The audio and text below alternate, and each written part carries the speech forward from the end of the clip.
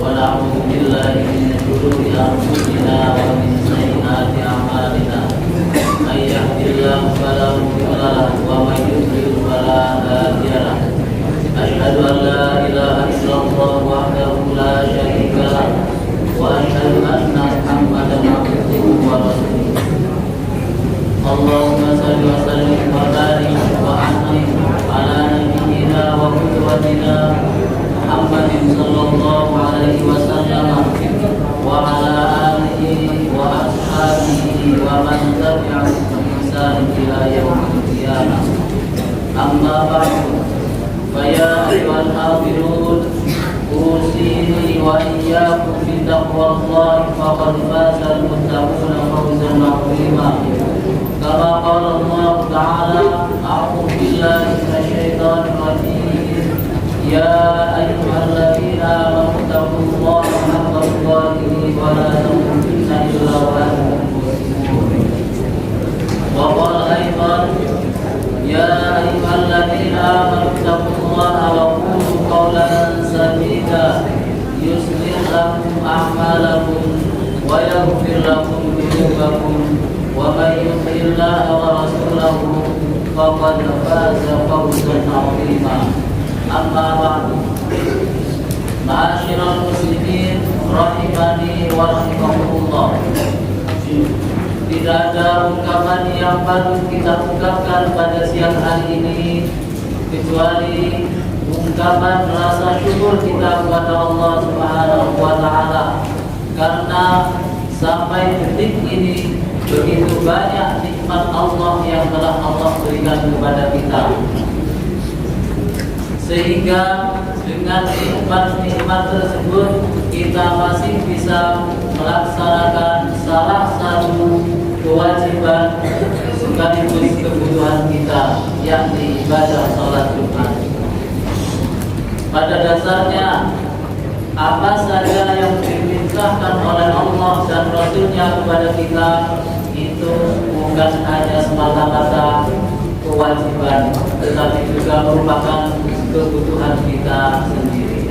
Maka dari itu, ketika kita sudah mengetahui bahwa semua perintah Allah dan Rasul-Nya kepada kita itu tidak semata-mata perintah tetapi juga kebutuhan, maka kita sebagai hamba Allah harus betul-betul menyiapkan, melaksanakan apa saja yang diperintah oleh Allah dan Rasul-Nya itu. Salawat dan salam mudah-mudahan tetap tercurahkan kepada beliau junjungan kita Nabi besar Muhammad sallallahu alaihi wasallam. Beliau diutus oleh Allah ke muka bumi ini untuk mengentaskan manusia dari kebiasaan-kebiasaan yang penuh dengan kezaliman, penuh dengan kebodohan, menuju kebiasaan yang penuh dengan tuntunan, penuh dengan cahaya, penuh dengan ilmu, yakni melalui risalah Islamiyah atau agama Islam. Ma'asyiral muslimin rahimani wa rahimakumullah. Khatib berwasiat kepada para hadirin sekalian pada umumnya dan kepada diri khatib untuk pribadi. Marilah kita senantiasa meningkatkan ketakwaan kita kepada Allah Subhanahu wa taala. Banyak sahabat atau tabi'in mendefinisikan apa itu takwa. Tetapi intinya takwa itu adalah menjalankan apa yang diperintah oleh Allah dan Rasul-Nya dan menjauhi apa yang dilarang oleh Allah dan Rasul-Nya. Definisi takwa yang pernah disampaikan oleh sahabat Abdullah bin Mas'ud ketika ditanya apa takwa itu, maka sahabat Ibnu Mas'ud menjawab, memberi gambaran kepada penanya bagaimana ketika di suatu jalan banyak duri atau gangguan yang menyebabkan kita melangkah itu tidak leluasa. Maka jawaban si penanya, maka dia akan hati-hati. Itulah gambaran takwa. Kita hidup di dunia ini harus betul-betul hati-hati ketika melangkah. Apakah saya melangkah ini sudah benar atau belum? Apakah ketika saya melakukan sesuatu ini ada perintahnya atau tidak? Apakah saya melakukan sesuatu ini termasuk sesuatu yang dilarang? Jadi tidak asal melangkah. Itu adalah gambaran takwa yang disampaikan oleh sahabat Abdullah bin Mas'ud. Ma'asyiral muslimin rahimani wa rahimakumullah. Suatu ketika salah sahabat Rasulullah sallallahu alaihi wasallam ada di masjid. Padahal waktu itu bukan waktunya kajian, bukan waktunya sholat berjamaah. Tapi sahabat ini datang ke masjid berzikir, istighfar, bermunajat kepada Allah. Sehingga hal ini diketahui oleh Rasulullah SAW dan ditanyakan, ada apa, wahai Abu Umamah? Sahabat ini namanya Abu Umamah. Maka Abu Umamah menjawab, Humumun wa duyunun ya Rasulullah. Ya Rasulullah, saya ditimpa kebingungan, banyak hutang, bingung, ditagih sana sini, tidak ada jalan keluar. Hal ini bisa diambil pelajaran ketika kita menghadapi masalah, problem dan lain sebagainya. Maka sudah selayaknya bagi kita itu kita mendekat kepada Allah. Karena kita harus mendekat kepada Allah dalam keadaan apapun, baik susah ataupun senang. Lebih-lebih ketika dalam keadaan susah, kita mendekat kepada Allah, kita datangi masjidnya, bermunajat, berzikir, istighfar. Insya Allah di sini nanti ada solusi. Jangan sampai ketika kita banyak masalah, tempat curhat pertama malah media sosial. Belum curhat kepada Allah, tetapi langsung curhat ke media sosial. Akhirnya ini menjadi kesempatan bagi orang-orang yang tidak suka dengan Islam untuk menjelek-jelekan kita sebagai umat Islam. Kita bermunajat kepada Allah. Kemudian ketika sahabat ini menyampaikan keluh kesahnya kepada Rasul, Allah memberikan jalan keluar melalui nabinya yang berupa beberapa doa minta perlindungan dari hal-hal yang menyebabkan kita bingung, menyebabkan kita banyak masalah dan seterusnya. Nabi Muhammad SAW menyampaikan sebuah hadis, dan ini merupakan jawaban dari problem atau masalah yang dialami oleh sahabat Umamah ini. Nabi bersabda, Allahumma inni a'udzu bika minal hammi wal hazan wa a'udzu bika minal ajzi wal kasal wa a'udzu bika minal jubni wal bukhl wa a'udzu bika min ghalabatil daini wa qahrir rijal.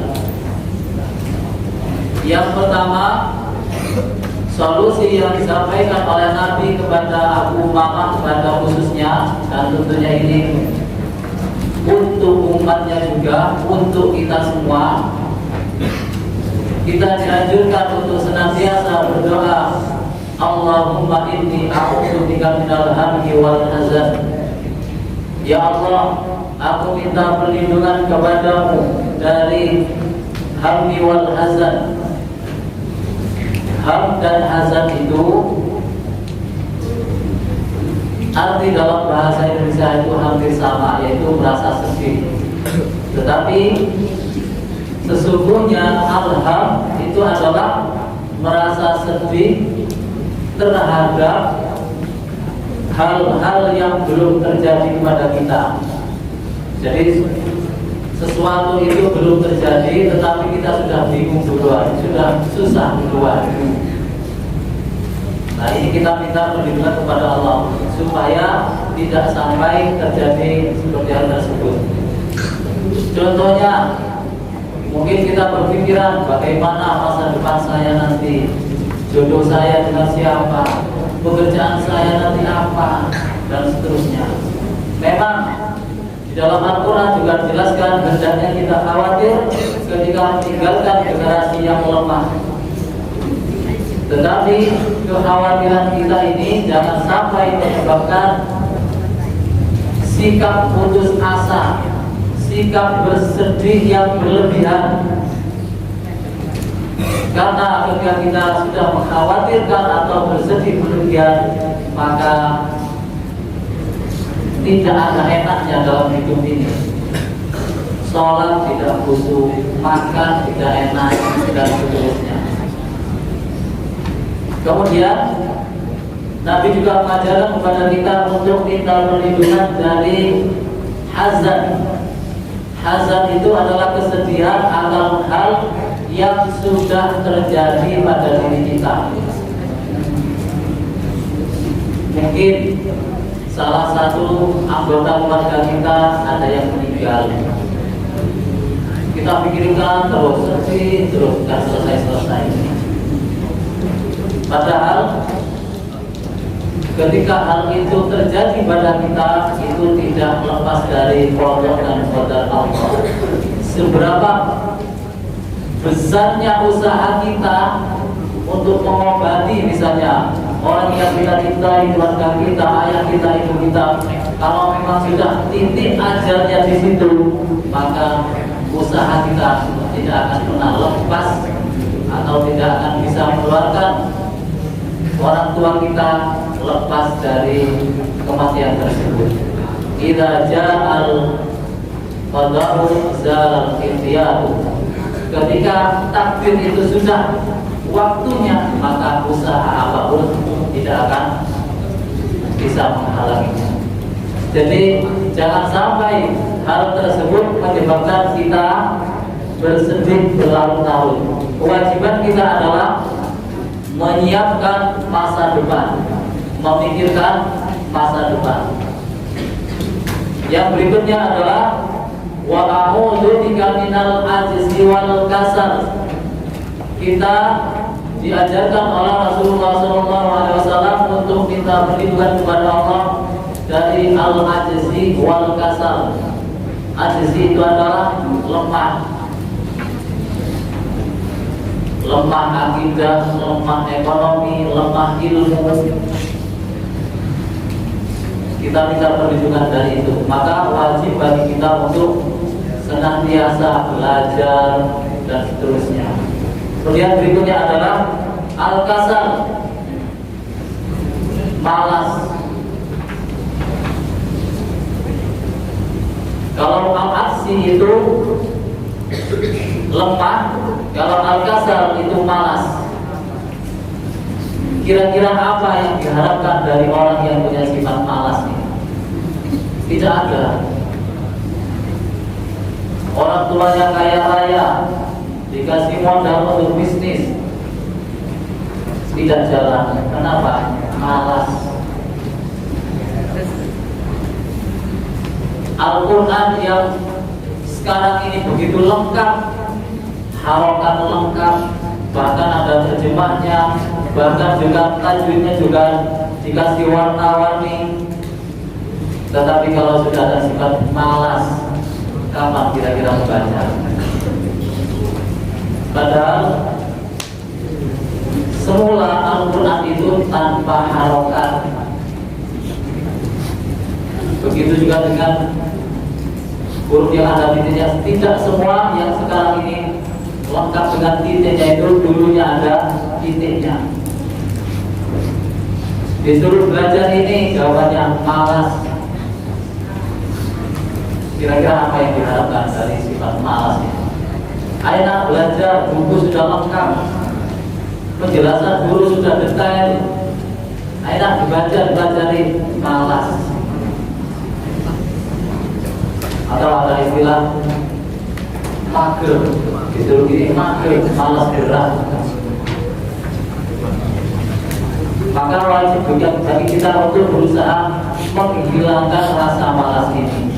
Selain juga kita dianjurkan untuk senantiasa berdoa, juga ada keinginan untuk menghindari rasa malas ini. Kemudian wa'amudu bika minal jubni wal bukhl. Nabi mengajarkan minta perlindungan agar dijauhkan dari al-jubn wal bukhl. Al-jubn itu adalah pengecut, penakut. Tetapi jangan diartikan penakut atau pengecut ini hanya sebatas tidak berani jalan di tempat kegelapan, di kuburan yang gelap tidak berani. Bukan hanya itu, tetapi di sini adalah tidak berani menyampaikan kebenaran, itu juga dianggap al-jubn. Kemudian yang berikutnya adalah al-bukhl. Al-bukhl adalah sifat kikir, pelit. Apakah ketika kita bakhil, kikir, itu akan menyebabkan kita kaya raya? Tentunya tidak. Yang ada malah menghancurkan harta kita. Dalam hadis dijelaskan, ittaqul dzulma fa inna dzulma dzulmatun yawmal qiyamah wattaqus syuhha fa innahu ahlaka man kana qablakum. Yang saya bahas adalah yang terakhir, wattaqus syuhha. Janganlah kalian menjadi orang yang bakhil. Syuh itu bakhil, di atasnya bakhil, super pelit, super bakhil karena syuh. Karena sesungguhnya bakhil itu menyebabkan kehancuran orang-orang sebelum kalian.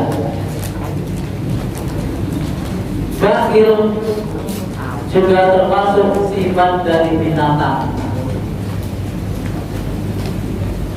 Maka perintahnya adalah sebaliknya, kita rajin berinfak.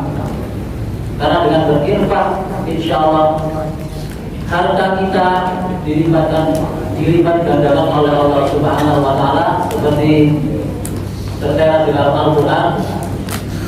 Matalul ladzina yunfiquna amwalahum fi sabilillahi kamathali habbatin ambatat sab'a sanabila fi kulli sunbulatin mi'atu habbah wallahu yudha'ifu liman yasha wallahu wasi'un 'alim.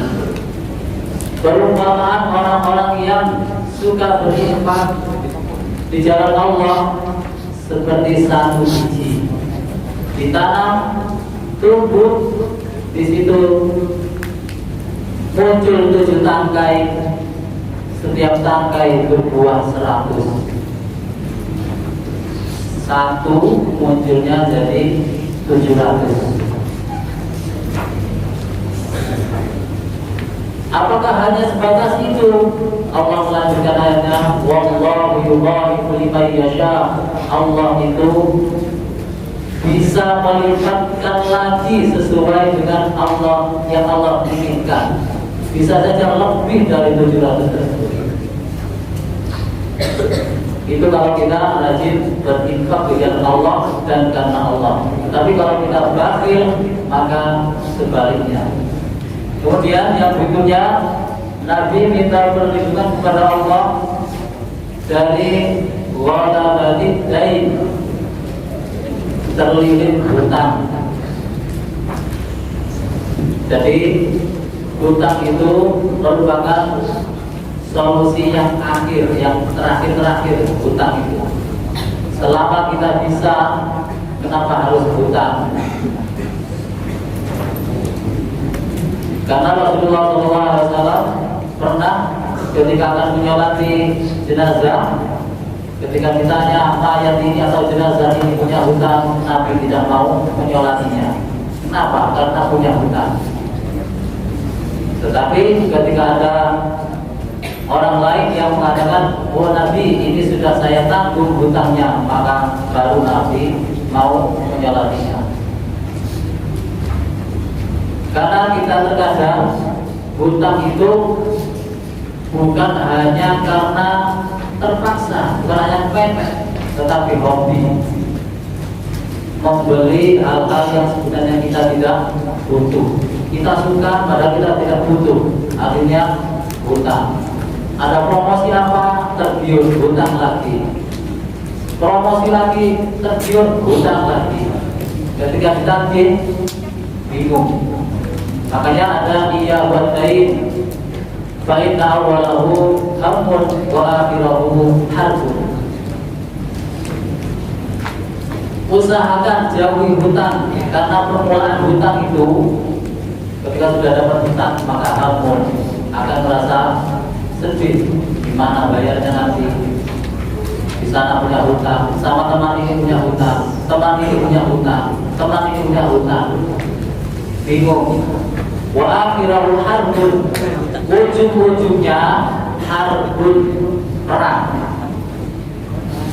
Betapa banyak pertemanan pecah gara-gara hutang. Tetangga dengan tetangga yang lain tidak saling sapa gara-gara masalah hutang. Terkadang yang punya hutang itu lebih galak dari orang yang menagihnya tersebut. Padahal hutang itu merupakan hakul adami. Jangan sampai kita punya hakul adami belum terselesaikan ketika kita sudah meninggal nanti. Karena itu termasuk kezaliman. Kita punya salah kepada Allah, langsung minta istighfar. Dan kalau hakul adami, harus minta maaf kepada orang yang bersangkutan, seperti halnya hutang itu. Jadi Nabi minta perlindungan kepada Allah supaya tidak sampai terlilit hutang. Kemudian yang terakhir, wa tahrir rijal. Kita minta kepada Allah supaya kita tidak tahrir rijal, terbelenggu oleh aturan manusia, atau kita terjajah. Karena kalau kita sudah terjajah, kita tidak bisa bebas melakukan ibadah. Suatu contoh, ketika ada di sebuah perusahaan misalnya, aturannya begitu ketat, waktu istirahatnya begitu pendek, padahal harus digunakan untuk makan sekian menit. Kemudian sholatnya hanya 5 menit, jalannya jauh antara tempat kerjanya dengan musolanya, airnya juga tidak berfungsi dengan baik. Ini kan tentu tidak nyaman bagi kita. Mau ibadah seolah-olah kita yang terbelenggu. Apalagi juga ada pemberitaan di luar negeri, orang yang bekerja di perusahaan orang non-muslim, di situ aturan istirahatnya sangat pendek sekali dan tidak ada waktu untuk sholat. Akhirnya salah satu karyawannya sholat di kamar mandi. Padahal kamar mandi kan seharusnya tidak boleh, tetapi karena sudah tidak ada tempat, tidak ada waktu untuk sholat, tidak ada tempat untuk sholat, jadi terpaksa sholatnya di kamar mandi. Maka Nabi berdoa pada Allah supaya kita ini tidak menjadi orang yang terbelenggu oleh aturan manusia atau kita terjajah. Karena pada dasarnya kita adalah manusia yang merdeka. Ma'asyiral muslimin rahimani wa rahmatullah, demikianlah khutbah pertama yang bisa saya sampaikan. Mudah-mudahan berguna bagi kita semua, khususnya bagi saya sebagai khatib. Aku qouli hadza wa astaghfirullah li wa lakum min kulli dhanbin fastaghfiruhu innahu huwal ghafurur rahim.